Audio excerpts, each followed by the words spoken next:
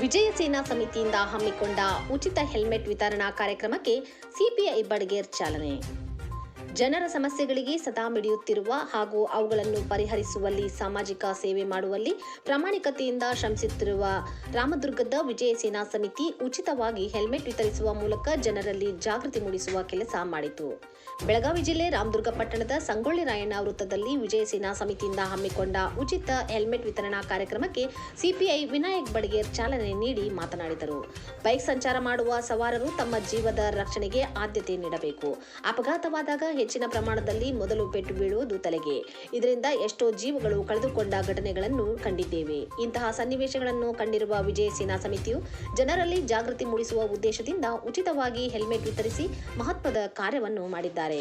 ಈಗ ನೀಡಿರುವ ಹೆಲ್ಮೆಟ್ ಅನ್ನು ಬೈಕ್ ಸವಾರರು ಕಡ್ಡಾಯವಾಗಿ ಹಾಕಿಕೊಂಡು ಸಂಚರಿಸಬೇಕು ಎಂದು ಹೇಳಿದರು.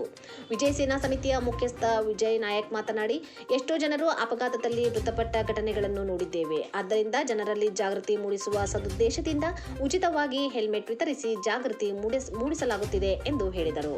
ಈ ಸಂದರ್ಭದಲ್ಲಿ ಪಿಎಸ್ಐ ಸವಿತಾ ಮುನ್ಯ, ಪತ್ರಕರ್ತರು ಈರಣ್ಣ ಬುಡ್ಡಾಗೋಳ್, ಮಲ್ಲಿಕಾರ್ಜುನ ರೆಡ್ಡಿ ಗೊಂದಿ, ಆರ್ ಪಾಟೀಲ್, ಎಂಕೆ ಯಾದವಾಡ್ ಸೇರಿದಂತೆ ವಿಜಯ ಸೇನಾ ಸಮಿತಿಯ ಇತರ ಸದಸ್ಯರು ಹಾಗೂ ಪೊಲೀಸ್ ಇಲಾಖೆಯ ಇತರ ಸಿಬ್ಬಂದಿಗಳು ಉಪಸ್ಥಿತರಿದ್ದರು.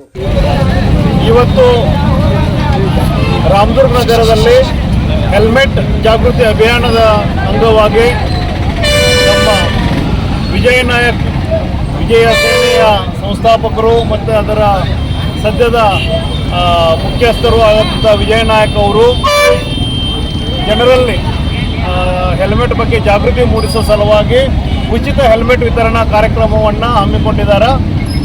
ಎಲ್ಲ ಜನರಲ್ಲಿ ಒಂದೇ ನಮ್ಮ ಅಭಿಲಾಷೆ ಅಥವಾ ಅಪೇಕ್ಷೆ ಅಂದರೆ ಪ್ರತಿಯೊಬ್ಬರು ದಯವಿಟ್ಟು ಹೆಲ್ಮೆಟನ್ನು ಧರಿಸ್ರಿ.